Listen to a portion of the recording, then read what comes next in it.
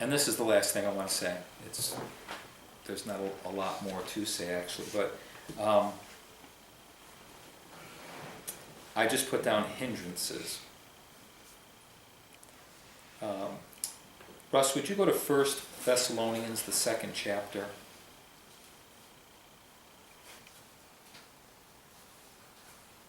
I'm trying to gear everything that I'm saying towards knowing God's direction. So I don't want to get off on a lot of different rabbit trails, so to speak. I'm trying to stick to the things that we, like Paul says, we don't want to be ignorant of his devices. We don't want to be ignorant of the fact that he's present. We don't want to, there's certain things that I'm trying to, throw out to us tonight. In 1 Thessalonians, the 2nd chapter, we have our reality, and this is just the way it works. I love the way Paul talks about the way the enemy hinders him, impedes him, detains him, because it's like totally without any passion. Now, I don't know about you guys, but I've been in more spiritual warfare conferences than I ever want to go to again. And I've been around people jumping up and down and screaming and sounding more like the prophets of Baal that Elijah had to deal with than Elijah himself, who just prayed and fire came down. Let's just deal with it.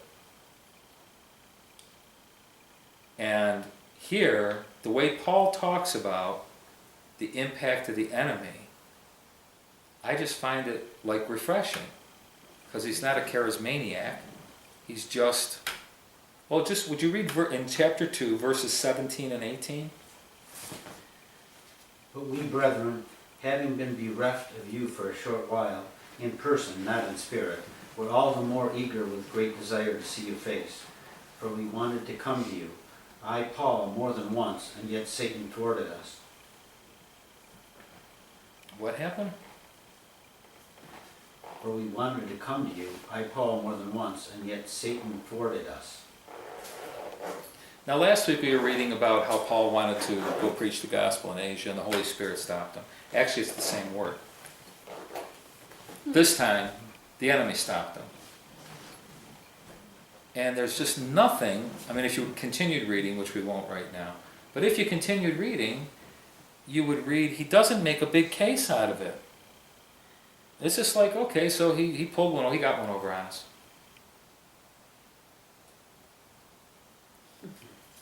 It just doesn't sound like the 21st century church at all. The way we go nuts about the enemy.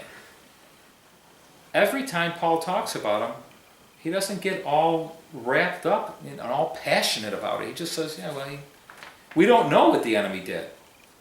Maybe he incited the guy on the boat to leave an hour early and Paul got to the dock and the boat was gone. Okay.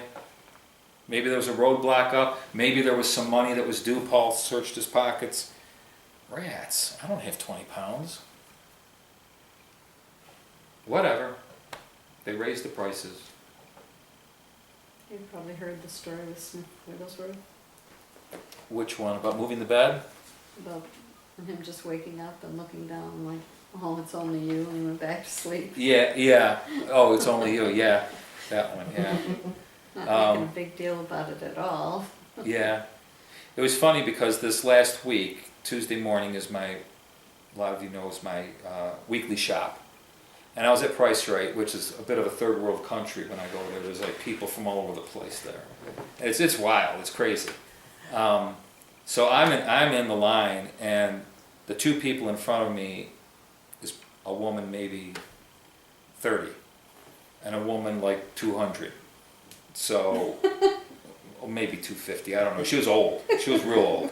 And they're like talking some language. I don't know what language they're talking. But the cashier knew. I think it was probably Spanish. Some dialect of Spanish, because it was weird sounding.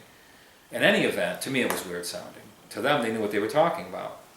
And I guess they knew each other. I don't know. But they, while she's cashing them out, they're talking. They finish cashing out, and they're still having a good natter. They're just talking and talking and talking. And, I'm waiting, and they're talking.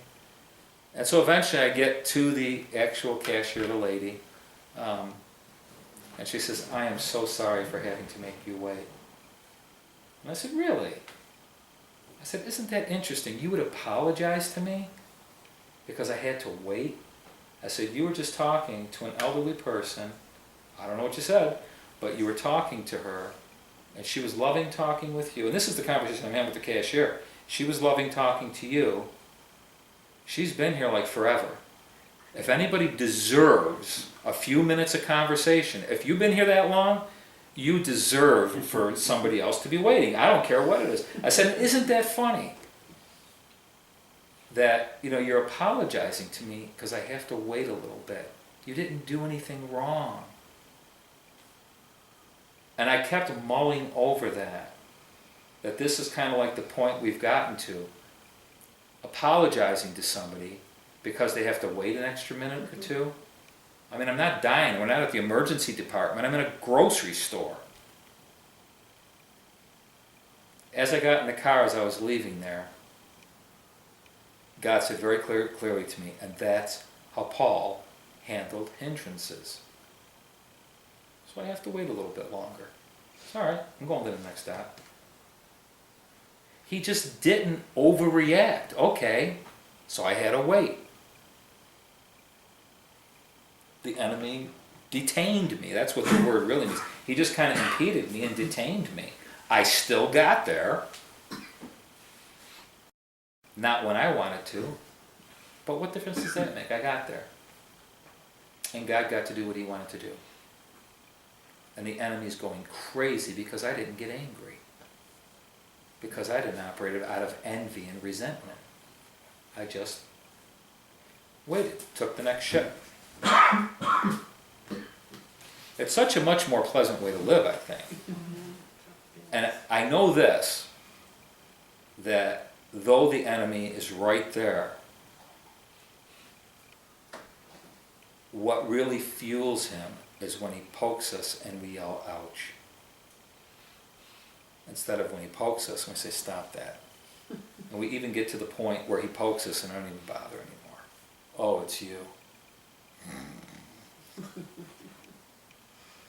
It's a bit like that. It takes all the wind out of his sails because he's not bothering us. He's not isolating us. We're not getting angry and resentful and envious. We're not thinking, "I don't deserve this." We're not thinking, "Enough is enough. I'll do it myself, God." All this kind of stuff. Under hindrances, like I said, he has limited, and the knowledge that he has is not divine. The knowledge he has, he learns. Whatever that is. That's all he can operate from. He operates from the same place we do. The advantage he's got is he's very old. So he's seen it all. He's seen a lot. It's like I always say, when a salesman comes to your door, it might be the first salesman you've seen in 6 months. You're the 50th person he's seen that morning. Who has the advantage? That's the thing about the enemy. He's been around a long time. The tricks that he's got, he knows when they worked, on who they worked. We're here like under 100 years.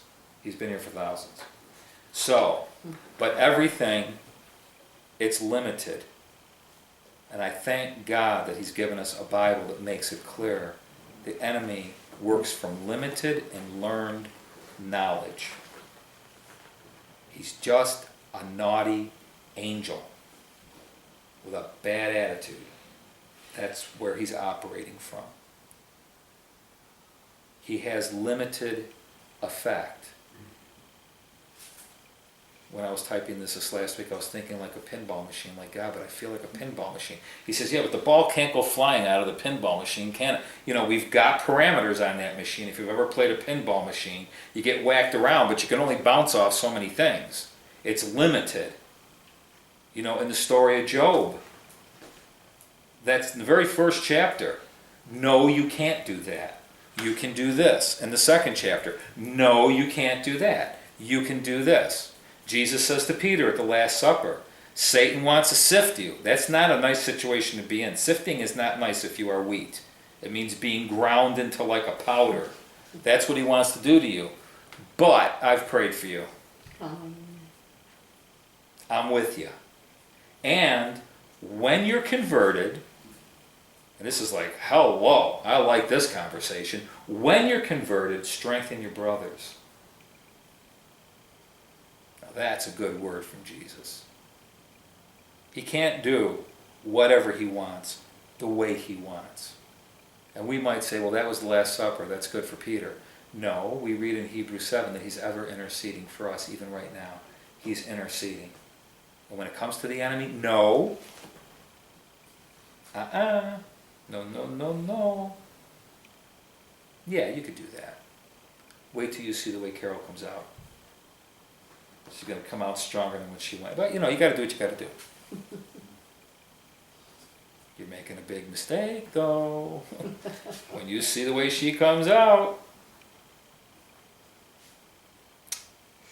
We'll talk a little bit more about that as we get into purpose next week and stuff like that.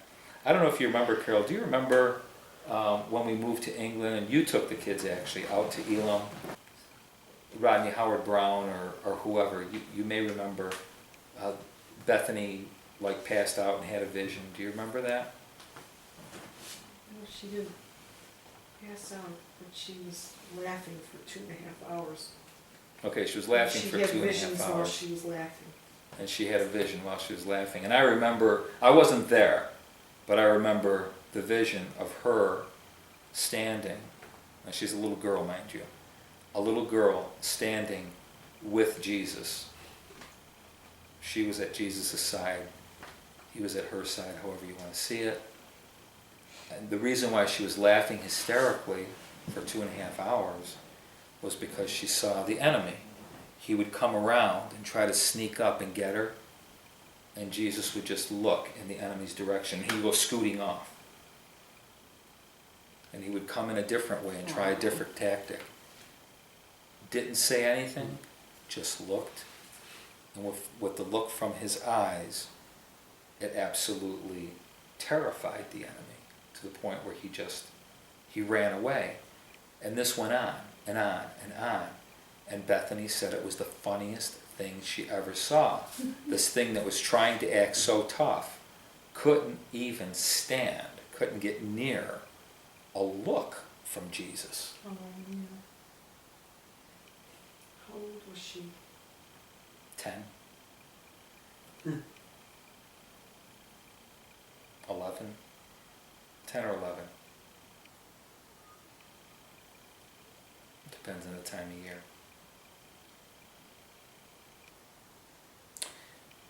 Romans begins, Romans ends. The first chapter of Romans, the 15th chapter of Romans, where Paul again is saying to the church at Rome how he wanted to come and see them.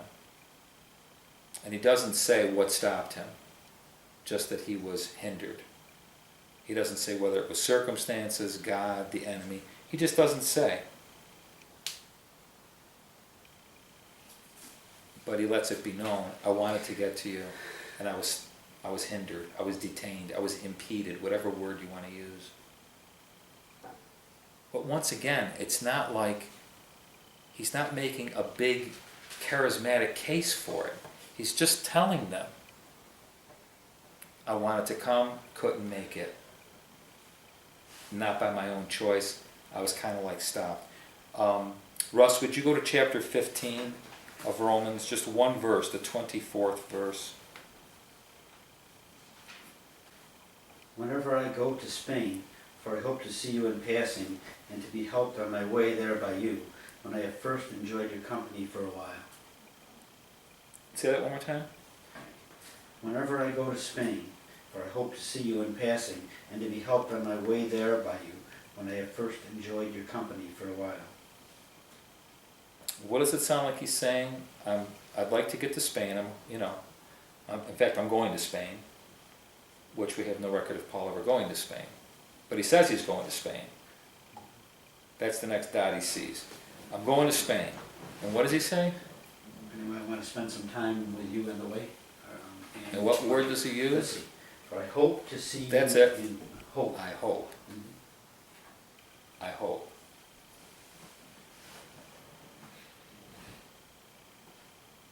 What I'm hearing Paul say is, listen, I'm doing the best I can connecting these dots. I don't know if I'm going to make it or not. I don't know if I'm going to connect them or not. I hope to see you. He didn't have any kind of word of knowledge, or he just hoped to see them. He operates from this place of hope. We do this all. I hope I got this right. I hope I know what I'm doing. I hope this is what God's got in mind. And it's a good place to operate from. Paul operated from that. He says, I'm going to Spain and I hope to see you on the way. See, he didn't know.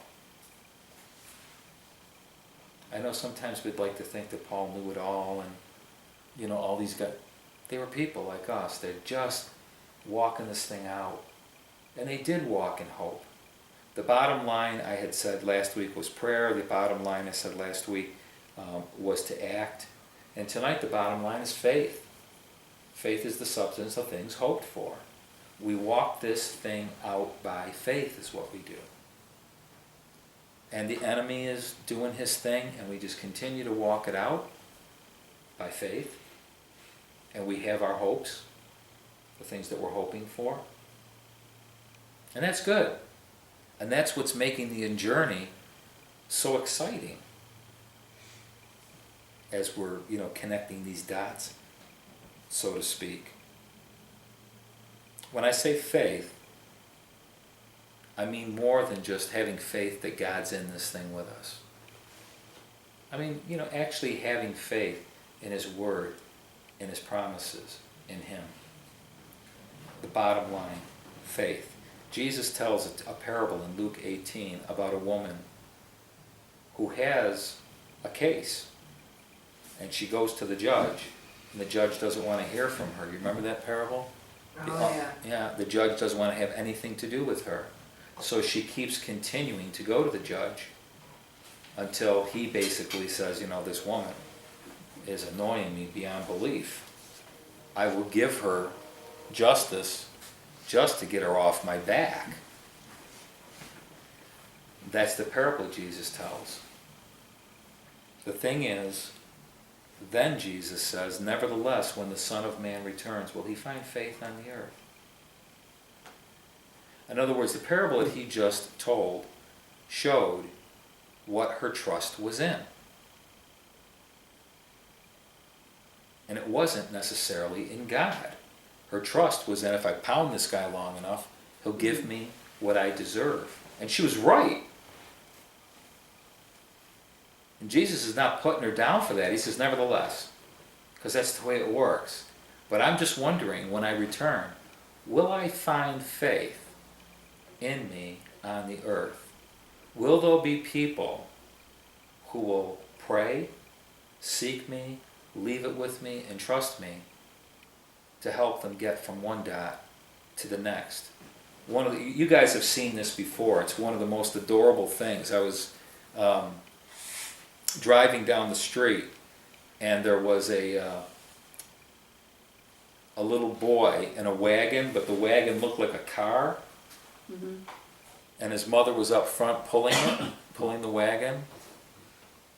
So he's got the little steering wheel, and he's going like this, and he's doing this whole thing in his little car. But absolutely nothing, because she's pulling it. He doesn't even know where they're going. Sometimes the walk is like that. Sometimes our walk is like that. That he's just pulling us along, and we're doing this, we're not doing anything. We're just like little kids in a wagon. We get to where we're going, and we don't even know how we got there, quite frankly. How'd that happen? Or we actually believe we were driving. Those are great moments when those happen. I like those moments where God's pulling us along, but I'll tell you, I wouldn't want to have a life like that. Because ultimately what I find out is that I did nothing. Absolutely nothing. And that's not God's plan for us. He knows to enjoy life. We're actively involved in this faith walk with Him. We're listening. We're praying. We're acting on it. We're attacked. We've got an enemy. But we're walking it out together, like Paul says, he stood by me. We walk it out together. We're kept by this power of faith, Peter says, unto the time of our full salvation. We're kept by this power of faith. John says, greater is he that's in you than he that's in the world. Just keep walking, kid. Just keep walking. And Paul guarantees with us, he says, listen, all these things, even when you're detained, when you're hindered, when you're impeded, all these things work together for good. To those who walk with God, who love God, who are called according to his purposes. And purpose is what we're going to talk about next week.